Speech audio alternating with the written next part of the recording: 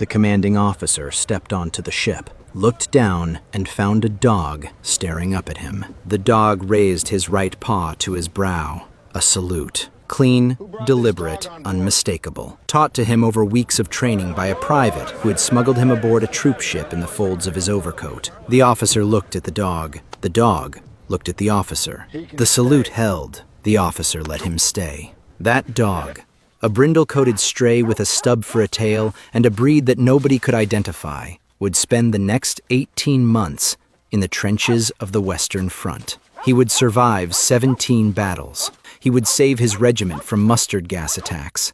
He would find wounded men lying in no man's land and bark until the medics came. He would catch a German spy by the legs and hold him until the soldiers arrived. He would be wounded by a grenade and spend his recovery visiting other wounded soldiers in the hospital, lying beside them in their beds. And the men of the 102nd would start calling him Sergeant Stubby.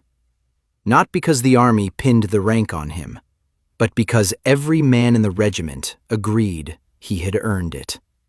As far as they were concerned, the dog outranked most of them.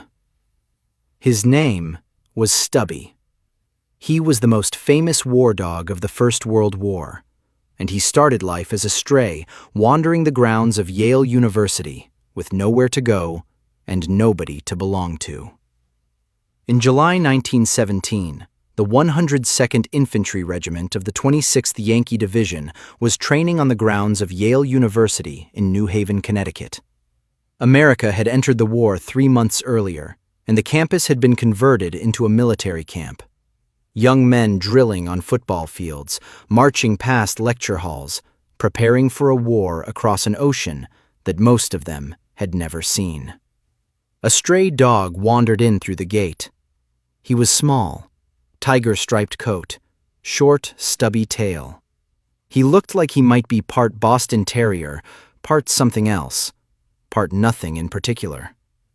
He watched the men drill with the calm curiosity of an animal that had nowhere better to be. Private J. Robert Conroy noticed him first. He fed him. He named him Stubby for the tail. He started bringing him to formation. The other soldiers loved the dog. He was good for morale, which was the only qualification anyone needed. Stubby watched the drills so intently that he learned them. He learned to march in step. He learned to respond to bugle calls. And someone, Conroy most likely, taught him to salute by raising his right paw to his brow. When the 102nd shipped out for France, dogs were not permitted on military transports. Conroy wrapped Stubby in his overcoat and carried him aboard. He was discovered by the commanding officer somewhere in the middle of the Atlantic Ocean. The salute saved him. The officer couldn't bring himself to throw a saluting dog off a troop ship. The 102nd arrived at Saint-Nazaire, France, and moved to the Lorraine region for training with experienced French units. On February 5, 1918, they entered combat at Chemin des Dames, north of Soissons. The Western Front was everything the training fields at Yale were not. Mud, wire, rats, shells, and the constant presence of death. The trenches were narrow, cold, and wet. The men slept in holes. They ate from cans. They lived in the ground like animals. Stubby adapted faster than most of the men. Early in his service, the Germans launched a mustard gas attack on the American position. The gas crept along the ground, invisible, odorless to most humans, until it was too late. Stubby was hit. He survived, and something changed in him. After that attack, Stubby could detect mustard gas before any human could smell it.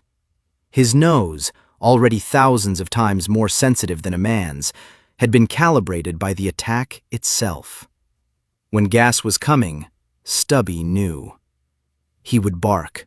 He would run from man to man, biting their legs, pulling at their clothes, waking them if they were sleeping. "Get up! Masks on! Gas is coming!"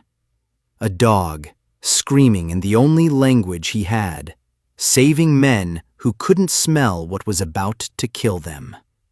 They gave him his own gas mask. It was specially made.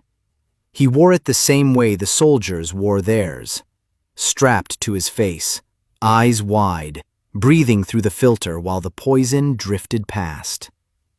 The gas detection was only the beginning.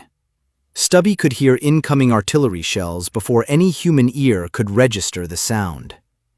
The high-pitched whine of a shell in flight, a sound that gave soldiers a second or two to flatten themselves in the mud, reached Stubby's ears before it reached anyone else's. He would duck. The men learned to watch him. When Stubby dropped, they dropped. Seconds. That's what he gave them. Seconds that meant the difference between standing upright when the blast hit and lying flat when it passed overhead. Between battles, he did something that no military manual had anticipated.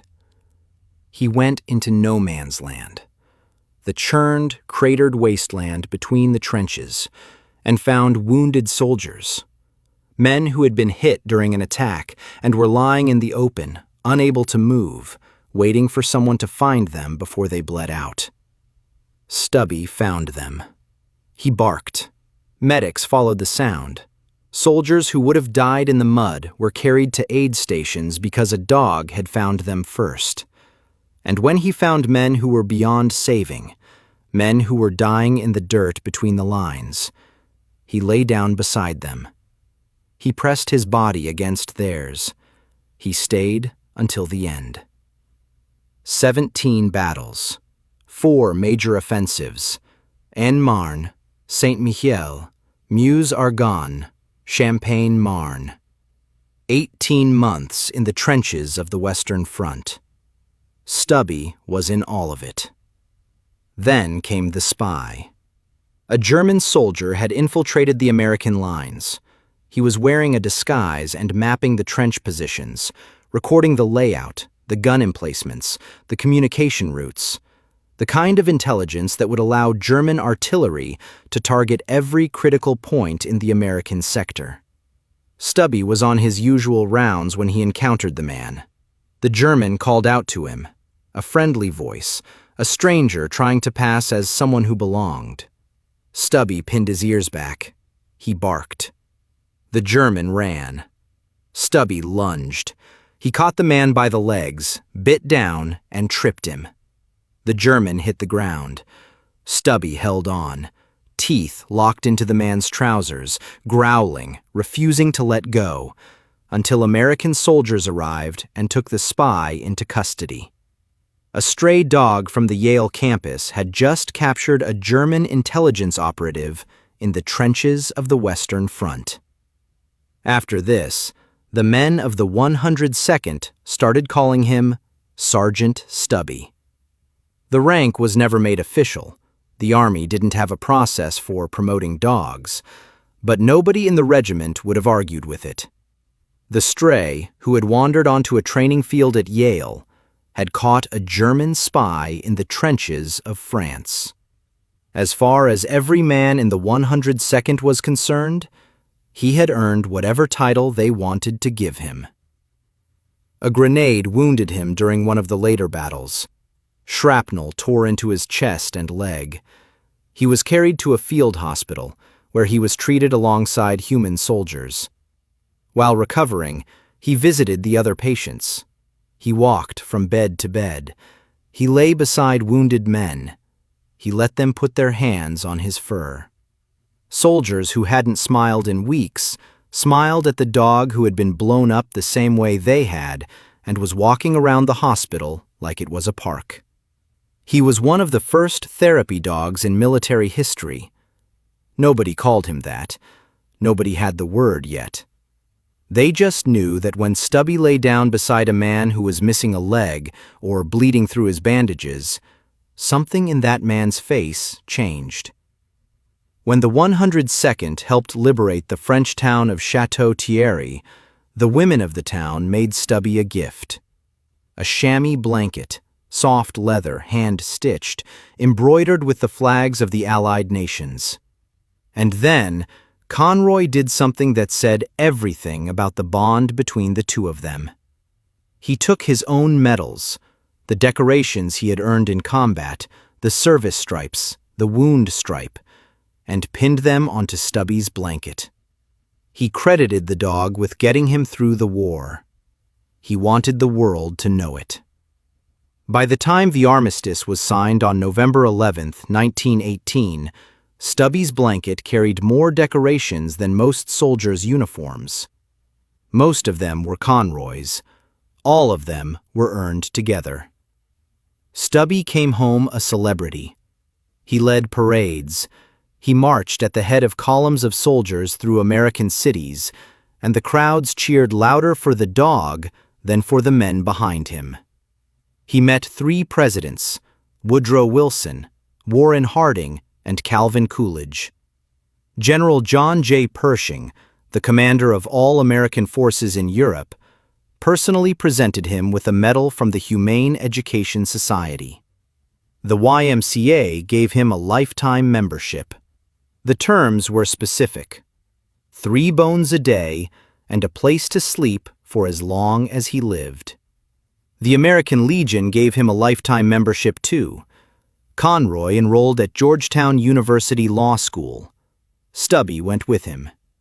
He became the mascot of the Georgetown Hoyas, attending football games, wandering the campus, charming students who had no idea they were petting the most decorated war dog in American history.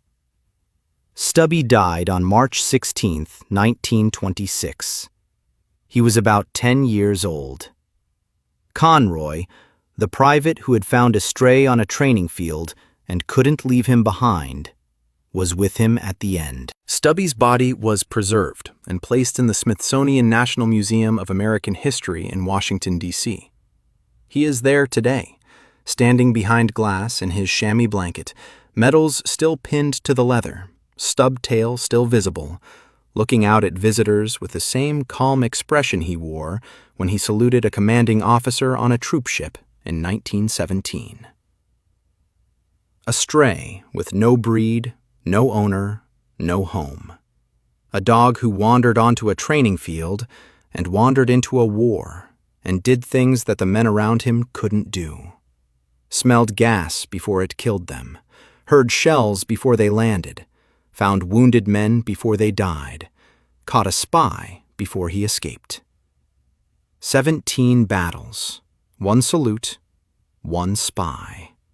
1 name that stuck because the men who fought beside him said it did. Stubby, the most famous war dog in American history, not because the Army gave him a rank, but because the men who bled beside him gave him theirs. A stray who found a soldier, and a soldier who couldn't leave him behind.